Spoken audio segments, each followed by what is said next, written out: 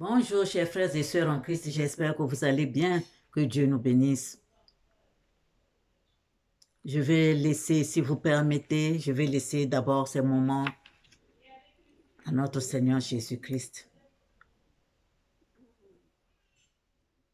Saint, Saint, Saint est le Seigneur Dieu Tout-Puissant qui était, qui est et qui sera. Seigneur, je viens te consacrer ces moments. Prends le commandement de ce message, Seigneur, et prends le commandement de mon être tout entier. Mon esprit, mon âme, mes pensées, mes sentiments, mon corps éthérique, mon corps physique. Prends le commandement de mon âme, de tout mon être, Seigneur. Guide-moi de main de maître, éclaire-moi et protège-moi. Amen. Ainsi soit-il pour ta gloire, Seigneur. Chers frères et sœurs, nous allons d'abord lire une pensée de notre maître Omraam Michael Ivanhoe dans Une pensée en éveil, à la page 14. Il existe, c'est vrai, des personnes qui, ayant compris la puissance que représente la pensée, entreprennent de la développer et d'en exploiter toutes les possibilités. Mais pourquoi faire? Pour obtenir la maîtrise de soi, s'élever intérieurement, avoir une action bénéfique pour tous? Non, ils exercent leur mental pour s'imposer aux autres, les faire servir leurs intérêts et remporter des succès qu'ils n'obtiendraient jamais par leur seule faculté intellectuelle, leur application au travail. Eh bien, ces personnes-là doivent s'attendre à recevoir un jour des terribles leçons. Amen. Cette pensée de notre Maître m'envoie dans Ézéchiel 33.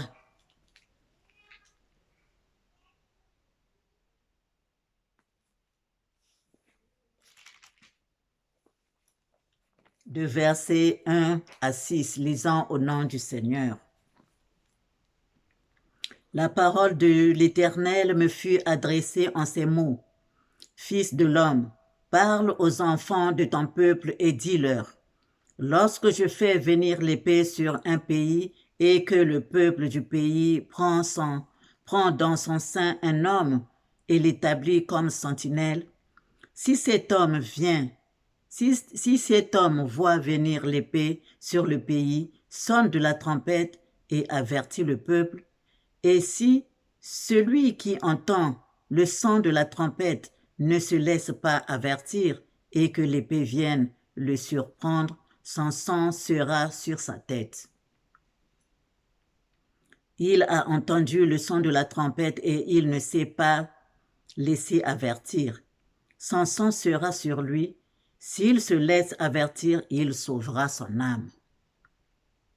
Si la sentinelle voit venir l'épée et ne sonne pas de la trompette, si le peuple n'est pas averti et que l'épée vienne enlever à quelqu'un la vie, celui-ci périra à cause de son iniquité, mais je redemanderai son sang à la sentinelle. Amen. C'est pourquoi je viens sonner la trompette. Cher peuple de Dieu, mes frères et mes sœurs, doublant de vigilance, de l'attention, car le monde des ténèbres ne dort pas pendant que nous dormons, chers frères et sœurs. Ne croyons pas que, comme nous avons traversé le pont qui séparait 2021 à 2022 et que c'est fini, non. Chers frères et sœurs, continuons à prier, soyons dans la lumière, mettons la lumière en nous, propageons la lumière dans notre maison, dans nos familles. parce que le monde des ténèbres travaille.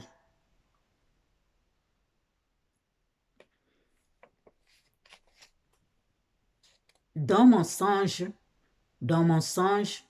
je passais. Et une collègue m'a interpellée. Elle était devant une parcelle. Je vais vers elle. Elle me fait rentrer dans cette parcelle, qui était là une grande parcelle. On marche, on se donne des nouvelles. On arrive jusqu'au fond. Il y avait une grande salle, comme une salle d'école, une salle de classe. Et il y avait beaucoup de jeunes dedans, des jeunes filles, des jeunes garçons. Ils étaient nombreux. Ils étaient nombreux. Et je demande, mais qu'est-ce qu'ils font là? Oh non, mais on leur apprend comment, parce que nous allons recevoir notre grand chef, donc on leur apprend comment il faut être. Ben, j'ai compris que ces enfants-là étaient entraînés à des choses ténébreuses. À des choses ténébreuses, parce qu'il y avait une au coin qui était assis sur le banc là où j'étais debout. J'ai regardé, j'ai dit, mais oh non, ils sont en train de travailler, ils travaillent bien, ils travaillent bien. Et je regarde la feuille de celle qui était à côté. Elle était en train de faire des gribouillis. J'ai vu qu'elle était en train de faire des gribouillis. Chers frères et sœurs, je sors de cette salle avec elle, ma collègue. Je dis, je vais partir. Elle dit, mais reste avec nous. Je dis, non. Tu me vois comme ça, je suis occupée, je suis en train de partir. Et pendant que je marchais, derrière moi, j'entends ça devait être son chef hiérarchique, qui lui dit, mais donc, elle sait comment on la prend. Elle dit, ne compte pas sur elle. Elle ne veut pas. Elle m'avait dit qu'ils étaient en train de préparer l'arrivée de leur grand chef. C'est pourquoi, chers frères et sœurs, en me réveillant, c'était la deuxième quinzaine du mois de décembre, ce songe-là. Et là, quand j'ai dormi, je pensais, avant de dormir, je pensais, comme deux fois j'écris, ce que je rêve. J'étais en train de penser à ça, et quand j'ai dormi,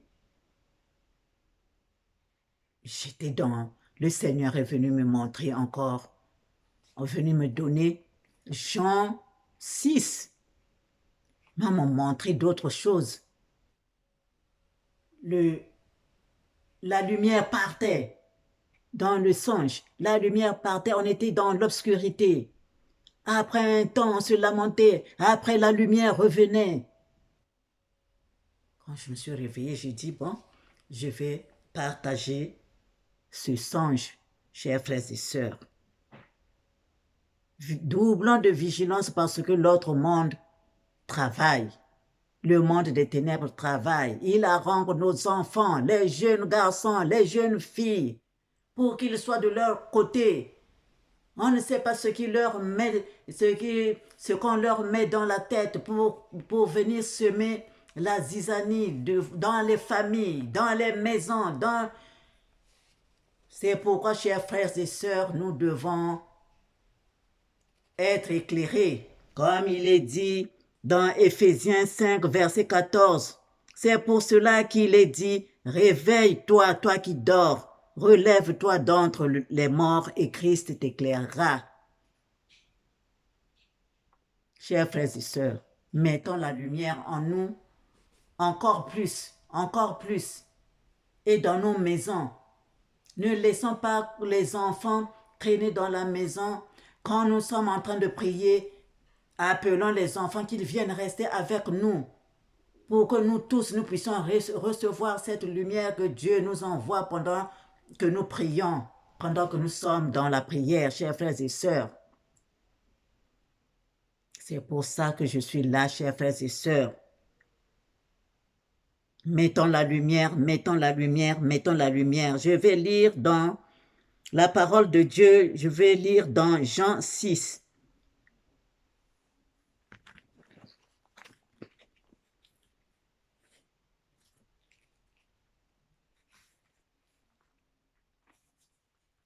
Jean 6, de versets 1 à 14, lisons au nom du Seigneur.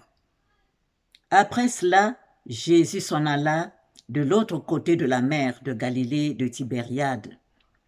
Une grande foule le suivait parce qu'elle voyait les miracles qu'il opérait sur les malades. Jésus monta sur la montagne et là, il s'assit avec ses disciples. Or, la Pâque était proche, la fête des Juifs. Ayant levé les yeux et voyant qu'une grande foule venait à lui, Jésus dit à Philippe, « Où achèterons-nous des pains pour que ces gens aient à manger ?» Il disait cela pour l'éprouver, car il savait ce qu'il allait faire.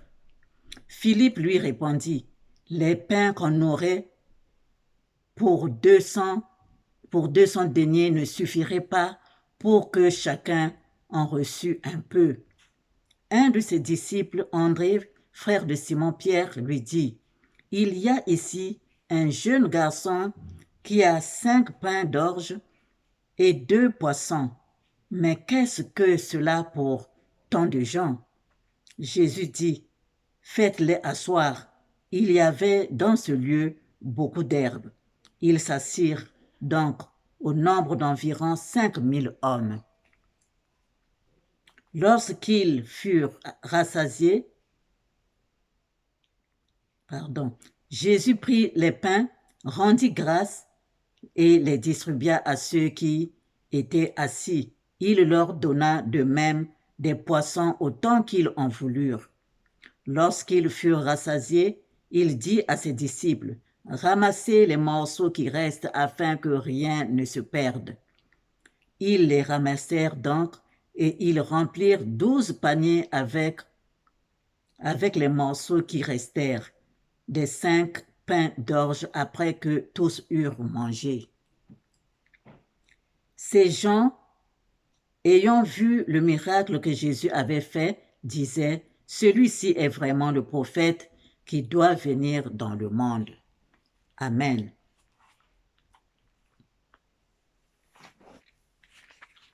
Chers frères et sœurs,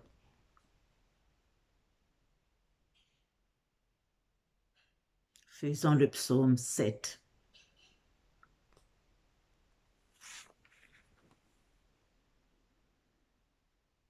Éternel, je cherche en toi mon refuge. Sauve-moi de tous mes persécuteurs et délivre-moi. De peur qu'ils me déchirent comme un lion qui emporte sans que personne délivre. Éternel Dieu, si j'ai fait cela, s'il est la faute dans ma main, si j'ai rendu le mal à celui qui vivait en paix avec moi, si j'ai dépouillé sans raison mon adversaire, que l'ennemi poursuive, atteigne mon âme, qu'il foule à terre ma vie et qu'il couche ma gloire dans la poussière. Lève-toi, ô Éternel, dans ta colère. Lève-toi contre le courroux de mes adversaires. Reviens bien au-dessus d'elles. Et Éternel, juge les peuples. Établis mon droit, ô Éternel. Selon ma justice et selon mon intégrité, mets un terme à la malice des méchants et affermis le juste. Toi qui sondes les cœurs et les reins, Dieu juste. Mon bouclier, en Dieu qui sauve ceux dont le cœur est droit.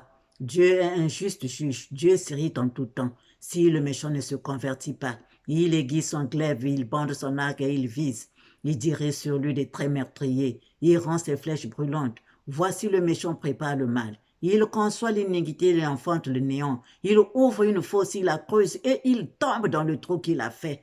Son iniquité retombe sur sa tête et sa violence redescend sur son front. Je louerai l'Éternel à cause de sa justice.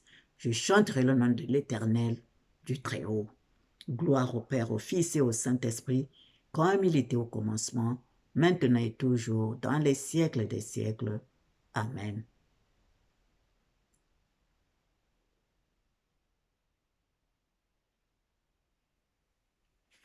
Chers frères et sœurs, 1 Samuel 7 au verset 12.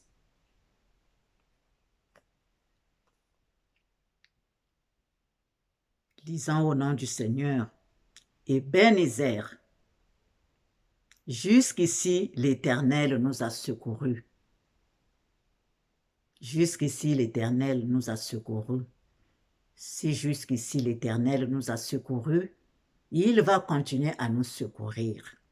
Les enfants de Dieu, il va continuer à nous secourir. Lévitique 20, verset 26. Vous serez saints pour moi, car je suis saint. Moi, l'Éternel, je vous ai séparés des peuples afin que vous soyez à moi. Amen. Que Dieu nous bénisse, chers frères et sœurs. Soyons dans la lumière, toujours dans la lumière. Soyons dans la lumière, avec nos familles, nos enfants, nos familles, tout le monde, et soyons dans cette lumière. Propageons la lumière dans le monde entier pour repousser les ténèbres.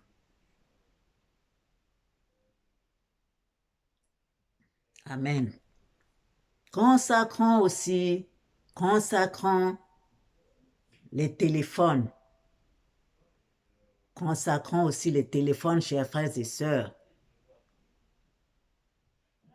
Si nous pouvons parler et que notre parler va de l'autre côté, quel que soit l'endroit où est l'autre, c'est que les influences aussi peuvent venir, quel que soit, ça peut venir d'un endroit et venir là où nous sommes et nous atteindre. Donc, consacrons les téléphones, chers frères et sœurs. C'est un moyen de communication. Les influences entrent dans les téléphones et viennent là où tu es. Que Dieu nous bénisse. Au revoir, chers frères et sœurs, et à bientôt.